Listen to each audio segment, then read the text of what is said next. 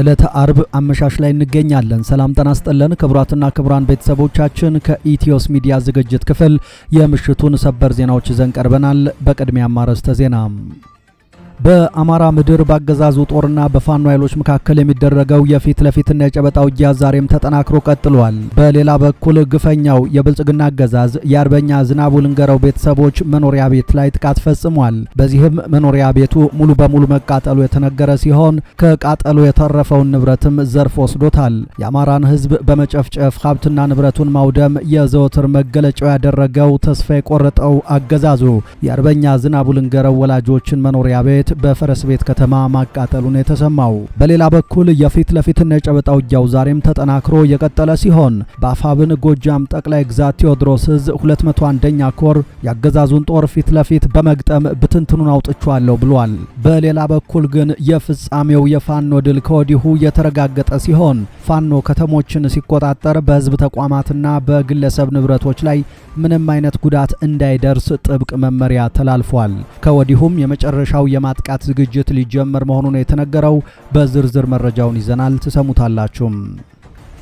ጀነራል ባጫ ደበሌ ስለ ህወሓት አስተያየት መስጠታቸውን ተከትሎ የህወሓቱ ቃል አቀባይ አቶ ሚካኤል አስገዶም ለጀነራሉ ከባድ የተባለ ምላሽ ሰጥቶታል። ቃል አቀባዩ የመልስ ምቱን የጀመረው ልጅ ለእናቷ ምጥ አስተማረች በሚል ነው። የትግራይ ህዝብ ቀዳሚ ምርጫው ሰላም ቢሆንም ህልውናውን ለማረጋገጥ ተገዶ የህልውናው አደጋ የሆነውን ጄኖሳይደር አገዛዝ ከመገርሰስ ውጪ ሌላ አማራጭ የሌለው መሆኑን ወስኗል ብሏል። ደግሞም እናደርጓለን ብሏል። ከወዲያ ማዶ ሰፈር ደግሞ እነ ባጫ ደበሌ ጭንቀት ውስጥ ገብተዋል ያለው ቃል አቀባዩ የመልስ ምትም ሰጥቷቸዋል። በዝርዝር ከኛ ጋር ከቆያችሁ እናሰማችኋለን።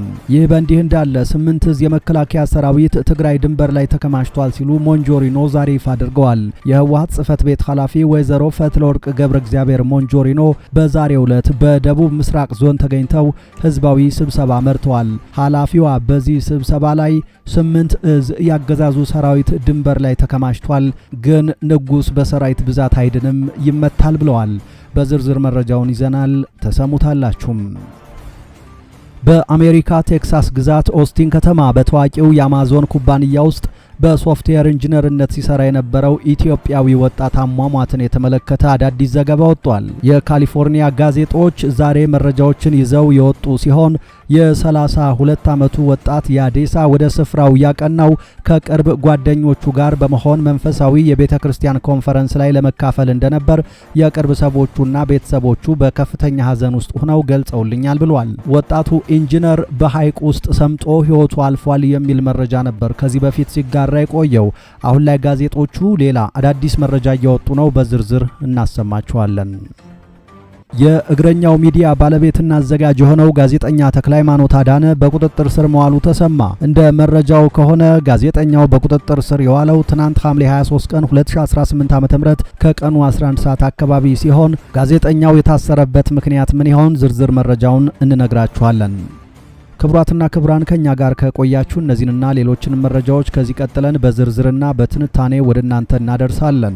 ኢትዮስ ሚዲያን ሰብስክራይብ ብታደርጉ ደግሞ በየቀኑ እንዲህ አይነት መረጃዎች በፍጥነት ይደርሷችኋል። አሁን በቀጥታ ወደ ዝርዝር መረጃው። በአማራ ምድር ባገዛዙ ጦርና በፋኖ ኃይሎች መካከል የሚደረገው የፊት ለፊትና የጨበጣ ውጊያ ዛሬም ተጠናክሮ ቀጥሏል።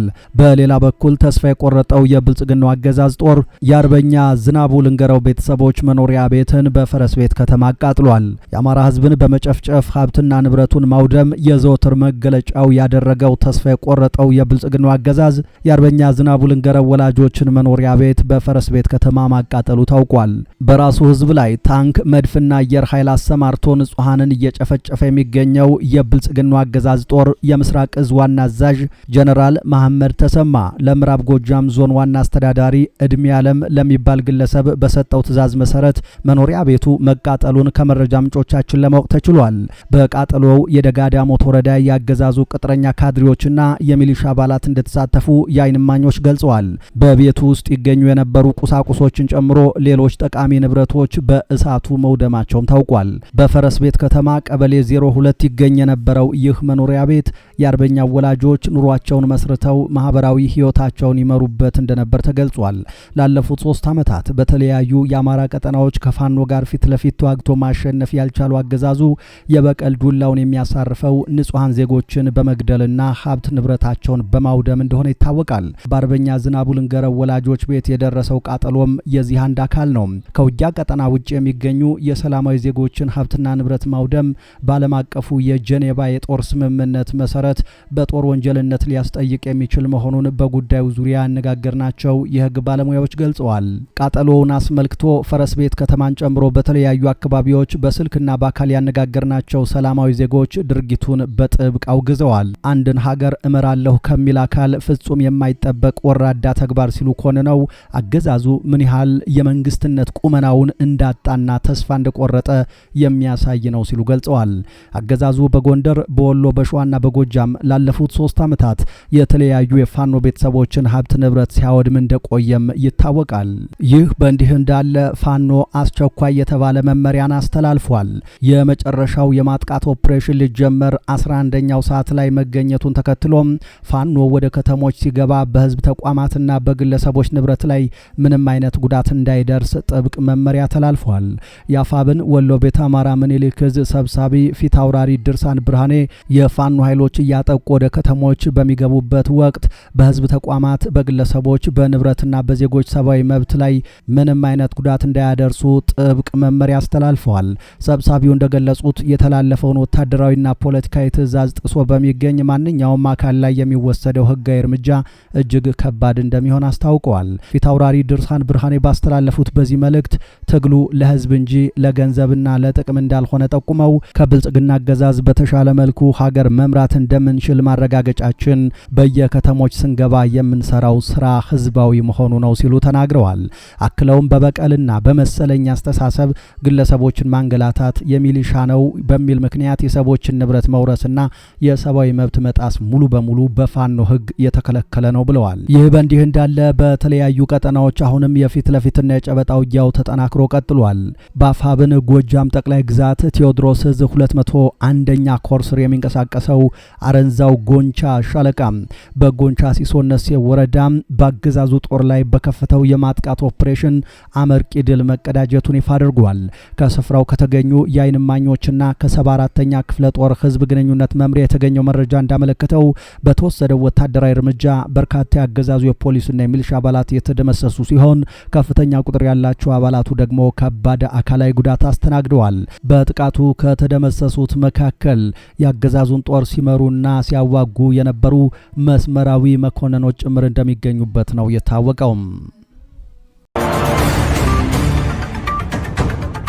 ጄኔራል ባጫ ደበሌ ስለ ህወሓት ያልተጠበቀ አስተያየት መስጠታቸውን ተከትሎ የህወሓቱ ቃል አቀባይ አቶ ሚካኤል አስገዶም ለጄኔራሉ ከባድ የተባለ ምላሽ ሰጥቶታል። ጄኔራል ባጫ ደበሌ ስለ ህወሓት የውጊያ አመራርና ማዘዣ ጣቢያ በመገናኛ ብዙሃን ሰጥተውታል የተባለውን አስተያየት ተከትሎ ከህወሓት በኩል የተሰጠውን ጠንከር ያለ ምላሽ ለመመልከት ችለናል። ጄኔራል ባጫ ደበሌ ሰጡት በተባለው መግለጫ ህወሓት እንደገና ወደ ውጊያ የሚገባ ከሆነ እንቅስቃሴውን ከመቀሌ ይልቅ ከአስመራ ሆኖ ለመምራት እንደሚገደድ ያላቸውን እምነት ገልጸዋል በሚል የማህበራዊ ሚዲያዎች ይህንን ንግግር ጠቅሰው ሲያራግቡት ቆይተዋል። ይህንን አስተያየት ተከትሎ በፌስቡክ ገጻቸው ምላሽ የሰጡት የህወሓቱ ቃል አቀባይ አቶ ሚካኤል አስገዶም የአምባሳደሩ ንግግር የብሽሽቅ ፖለቲካ እንደሆነ በመግለጽ ጠንከር ያለ ትችት ሰንዝረዋል። አቶ ሚካኤል በምላሻቸው የትግራይ ህዝብ የመጀመሪያ ምርጫው ሰላም ቢሆንም ህልውናውን ለማስከበር የሚደረጉ እንቅስቃሴዎች ግን አስፈላጊ መሆናቸውን ጠቁመዋል።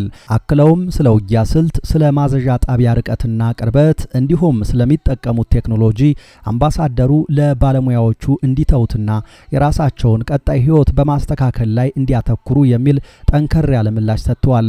አቶ ሚካኤል ልጅ ለእናቷ ምጥ አታስተምርም፣ ጊዜው ደርሷልና ይፍጠኑ፣ አምባሳደርነትዎን እስከ መጨረሻው ሊያጡ ስለሆነ ቀጣይ ህይወትዎን ያስተካክሉ በማለት ለጄኔራል ባጫ ቀጥተኛ የሚመስል ምላሽ ሰጥተዋል። ይህ የቃል የቃላት ምልልስ በማህበራዊ ሚዲያ ተጠቃሚዎችና በፖለቲካ ተንታኞች ዘንድ የተለያዩ አመለካከቶችን ያስነሳል ተብሎ የሚጠበቅ ሲሆን ወቅታዊውን የፖለቲካና የጸጥታ ሁኔታ በተመለከተ አሁንም የተለያዩ ሐሳቦችና አለመግባባቶች መኖራቸውን የሚያሳይ ክስተት እንደሆነ እየተገለጸ ይገኛል። ይህ በእንዲህ እንዳለ 8 እዝ የመከላከያ ሰራዊት ትግራይ ድንበር ተከማችቷል ሲሉ ሞንጆሪኖ ዛሬ ይፋ አድርገዋል። የህወሓት ጽህፈት ቤት ኃላፊ ወይዘሮ ፈትለወርቅ ገብረ እግዚአብሔር ሞንጆሪኖ በዛሬው ዕለት በደቡብ ምስራቅ ዞን ተገኝተው ህዝባዊ ስብሰባ መርተዋል። ኃላፊዋ በስብሰባው ስለ ፕሪቶሪያ ስምምነትና ስለ አሁናዊ ፖለቲካዊ ውጥረት ማብራሪያ ሰጥተዋል። ለሺህ ዓመታት ወርቃማ ታሪክ እየሰራን ህልውናችንን አስጠብቀናል፣ በፍጹም እዚህ ደርሰን አንሰበርም ብለዋል።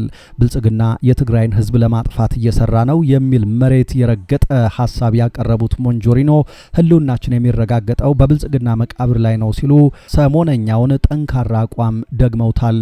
የፕሪቶሪያን ስምምነት ስንፈርም የጦርነቱን አጥፊነትና የሰላምን ትርጉም ተረድተን እንጂ ስምምነቱ ጉድለት የሌለው ሆኖ አይደለም ሲሉ የሚናገሩት አመራሯ በሰላማዊ መንገድ የትግራይን መልሶ ማገገምና ግንባታ ለማስጀመር ፍትህና ተጠያቂነት እንዲረጋገጥ የተሰደደውና የተፈናቀለው ህዝብ ወደ ቀየው እንዲመለስ ነጻ ያልወጣው ህዝብ ነጻ እንዲወጣ ተስፋ ተደርጎ እንደተገባበት ይገልጻሉ። ቀጥለውም የፌዴራሉ አገዛዝ ከ8 በላይ የሰራዊት እዞችን ከ4 በላይ ሜካናይዝድ ክፍለ ሰራዊትንና ተጨማሪ አቅሞችን ወደ ትግራይ ድንበሮች አስጠግቶ እንደሚገኝ በመጥቀስ እኛ ግን እንደ ህዝብ እስከሚያጠፉን አንጠብቅም አንፈቅድምም ብለዋል። የእግረኛው ሚዲያ ባለቤትና አዘጋጅ የሆነው ጋዜጠኛ ተክለሃይማኖት አዳነ በቁጥጥር ስር መዋሉ ተሰማ። እንደ መረጃዎች ከሆነ ጋዜጠኛው በቁጥጥር ስር የዋለው ትናንት ሐምሌ 23 ቀን 2018 ዓ.ም ከቀኑ 11 ሰዓት አካባቢ ነው። የእስሩ ምክንያት ግን እስካሁን በይፋ አልታወቀም። ተክለሃይማኖት በበይነ መረብ ሚዲያው ላይ አነጋጋሪና የበርካታ ሰዎችን ትኩረት የሚስቡ ልዩ ልዩ ማህበራዊና ባህላዊ ጉዳዮችን በማቅረብ የሚታወቅ የይዘት አቅራቢ ነው።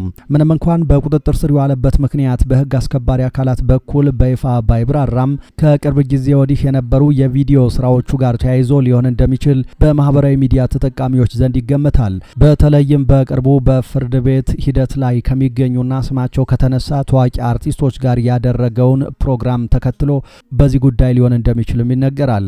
ይህ ክስተት የበርካታ ተከታታዮቹን ትኩረት የሳበ ሲሆን ጉዳዩን በተመለከተ ከሚመለከታቸው አካላት ተጨማሪ ማብራሪያ ይሰጣል ተብሎ ይጠበቃል። በተጨማሪም የመከላከያ ዩኒፎርም የለበሰ አንድ ግለሰብ ከሞራልና ከህግ አግባብ ያፈነገጠ ተግባር በስቱዲዮ ሲፈጽም መታየቱ ለእስሩ ሌላኛው ምክንያት ሊሆን እንደሚችል ነው የሚነገረው።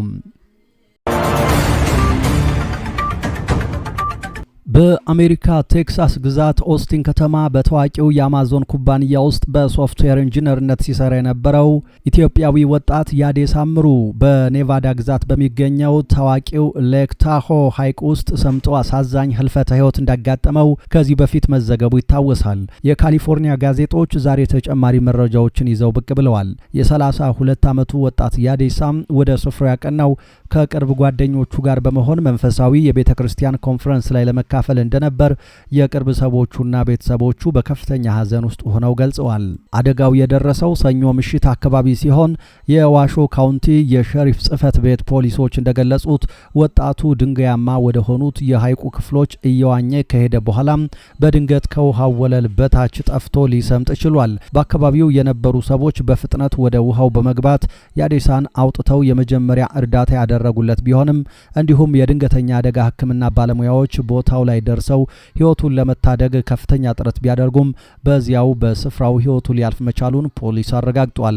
የያዴሳ ጓደኞች፣ ቤተሰቦችና የቤተ ክርስቲያን አባላት ለቀብር ማስፈጸሚያ የሚሆን የገንዘብ ማሰባሰቢያ ያዘጋጁ ሲሆን ወጣቱ እጅግ ትሁት፣ ፊቱ ሁልጊዜ በፈገግታ የተሞላና ለሰዎች አሳቢ እንደነበር መስክረውለታል። እምነቱ በህይወቱ ውስጥ ትልቁን ስፍራ እንደሚይዝና ተፈጥሮን ማድነቅ እንዲሁም መጎብኘት ይወድ እንደነበር አስታውሰዋል። በአሁኑ ወቅት አስከሬኑ አስከሬኑን ወደ ትውልድ ሀገሩ ኢትዮጵያ ለመላክና በአሜሪካም ሆነ በሀገር ቤት ለሚደረገው የቀብር ስነ ስርዓት የሚወጣውን ወጪ ለመሸፈን ማህበረሰቡ ርብርብ እያደረገ ይገኛል።